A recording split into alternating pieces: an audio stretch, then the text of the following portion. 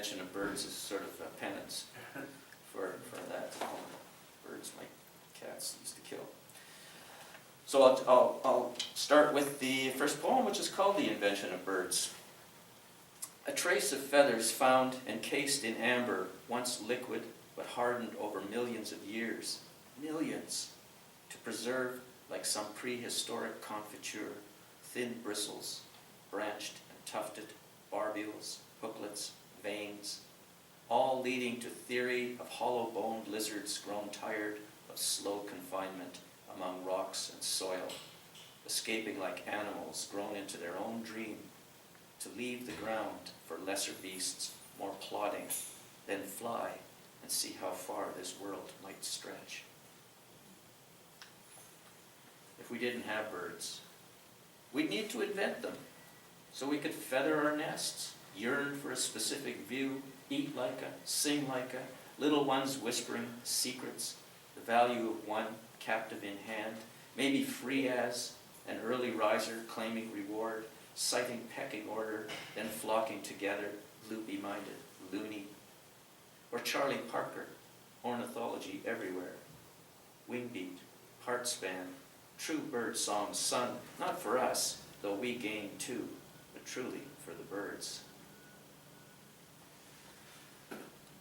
This next poem is written for a friend of mine who died from cancer, and when he died, I was teaching a workshop at UBC at that time, and was out walking with a friend. It was about a week after he died, and I was walking with one of the students actually. I was talking about this friend who had passed away, and we went down the steps towards Wreck Beach, and these 3 owls came up, and they followed us all the way down to the beach.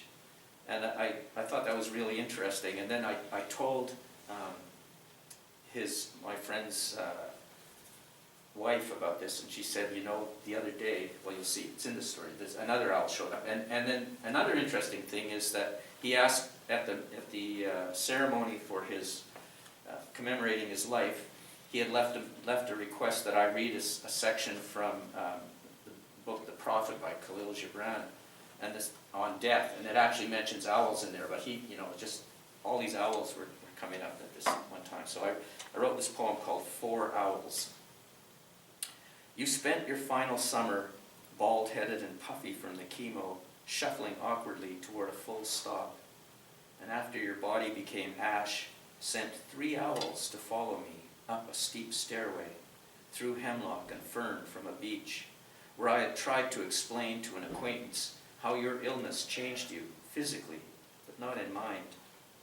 How the last time we sat together in your backyard beneath the walnut tree you'd nurtured for years, you explained your concern for your son, who never made his way easily to words, that he might find your absence unbearable, a weight of sorrow unspoken, passed that thought to me like an invitation until I had to say he'd be all right. Later that summer, your son, working in the garden near the walnut, glanced up to see an owl on a branch, resting patient, placid. Somewhere no owl had been seen before. He set his shovel down and watched as the bird lifted itself like a wish, drove up and away into gray sky, to a place that has no meaning for those of us still here in the garden or busy climbing stairs. Meadowlark is a poem that I was born in Saskatchewan, and I lived there for until I was, how old was I, 10 or so. And I have a lot of relatives there, so I go there periodically. And whenever I go there, one of my favorite things is to, if you're there in the summer anyway, is to not just to see meadowlarks, but to hear them have a beautiful song. So this poem's called Meadowlark. Whenever I mention Saskatchewan, Meadowlark interrupts with a song so magnificent it can only be sung where geography relaxes into grasslands and tabletop horizon, while luminous sky sweeps away the pitiful small concerns we humans carry around with us. When Meadowlark mentions Saskatchewan, The rest of us stop and pay attention.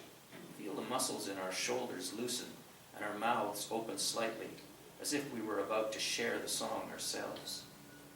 And while Saskatchewan mentions meadowlark, the breeze falters and daylight becomes a verb, conjuring time stopped, with only music alive and moving through this world.